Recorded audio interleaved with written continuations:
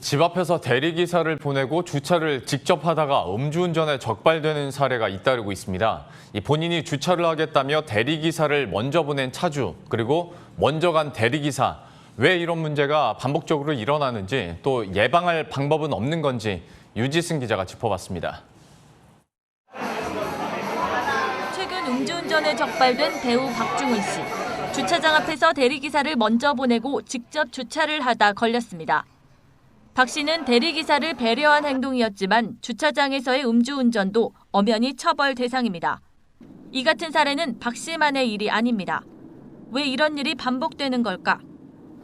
대리기사 측은 키를 건네준 차주도 문제지만 기사가 어떠한 교육이나 매뉴얼 없이 운전면허만 있으면 곧바로 일을 할 수 있는 구조가 근본적인 문제라고 말합니다.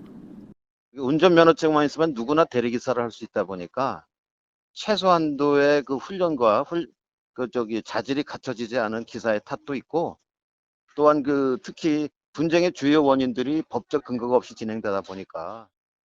국토부에 따르면 지난해 대리운전 이용 액수는 3억 원, 대리기사 수는 16만 명이 넘습니다.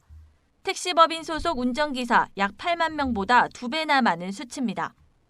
시장 규모는 커졌지만 대리기사에 대한 기본적인 교육이나 법 제도는 없습니다.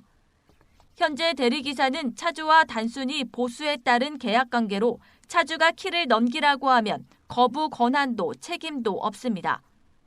온라인상에서는 대리기사가 주차까지 하도록 법을 만들어야 한다. 키를 달라고 건네준 대리기사도 방조죄로 함께 처벌해야 한다는 글이 쏟아지고 있습니다. 술에 취한 차주의 요구로 키를 넘긴 대리기사가 음주운전 방조죄로 처벌받을 수 있을까?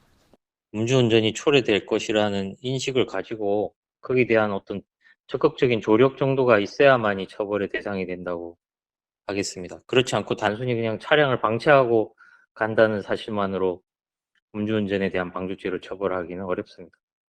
결국 모든 책임은 음주운전자에게 있습니다.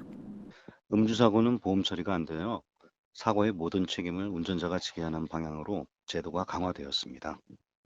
단 차주가 음주운전을 할 수밖에 없는 상황을 만든 점이 인정된다면 대리기사는 방조죄나 일반 교통방해죄 등 무거운 처벌을 받게 됩니다.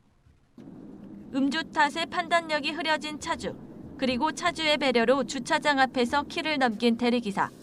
지속되고 있는 이 같은 사고와 분쟁은 법 제도가 마련되지 않는 한 계속될 전망입니다.